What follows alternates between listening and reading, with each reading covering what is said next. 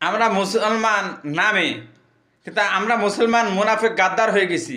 আমরা আলেম ওলামারা কাঠমোল্লা মুনাফিক গাদ্দার হয়ে গেছি। শুধু ইরান ধ্বংস হোক, ইরান খারাপ। দেখা যায় একটা বাহিরে মানুষ এসে যদি আপনার ঘরে থেকে আপনার প্রতিবেশীকে ধ্বংস করে, তো ওই প্রতিবেশী যারা আছে তারাও তো আপনাকে ধ্বংস করবে, আর যে আপনার ঘরে থেকেছে তাকেও ধ্বংস করবে, ঠিক না? ততরূপ দেখেন, যুদ্ধবিরতি পাকিস্তানের মাধ্যমে যুদ্ধবিরতি হয়ে গেল। আলহামদুলিল্লাহ, সবাই খুশি। হরমুজ প্রণালী খুলে দিল। কিন্তু হঠাৎ করে ইসরায়েল লেবাননে হামলা করলো, 100 মিসাইল মেরে দিল। লেবাননে প্রায় 100-র উপরে মানুষ মারা গেল। এখন আবার হরমুজ প্রণালী বন্ধ হয়ে গেল।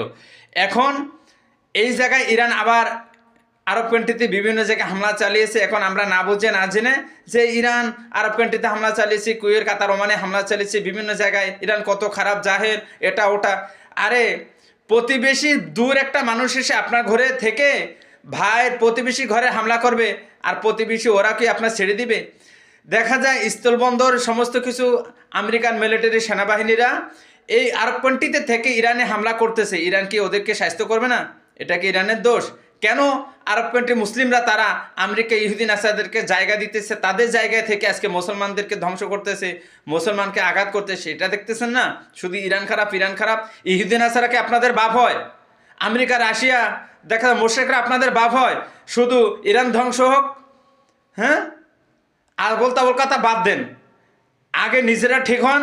ইহুদি নাসারা পাঁচাটা, আমেরিকা পশ্চিমাদের পাঁচাটা বন্ধ করুন, তারপরে শান্তি পাবেন। বলছে আরব কান্ট্রি না থাকলে মুসলিম ঠিক না। আরব কান্ট্রি থাকাকালীনই আজকে মুসলিম ধ্বংস হচ্ছে, মুসলিম মান ইজ্জত হানি হচ্ছে। আল্লাহ বুঝদান করুক সবাইকে।